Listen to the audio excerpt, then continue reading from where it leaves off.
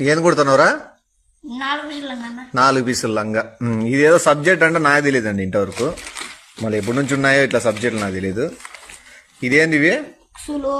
ఉక్సులు బటన్లు కుట్టేది ఎట్లా అంట. ఇదేంది? ఇది కడ్రాయర్ అంట. అమ్మ ఈ దొమ్మల పైకి వస్తుంది, ఇది కడ్రాయర్ అంట. నువ్వేనా ఇది కనిపెట్టింది? ఇది కడ్రాయర్ అంట. ఇది ఇది ఇది ఫుల్ డ్రాయర్ అంట.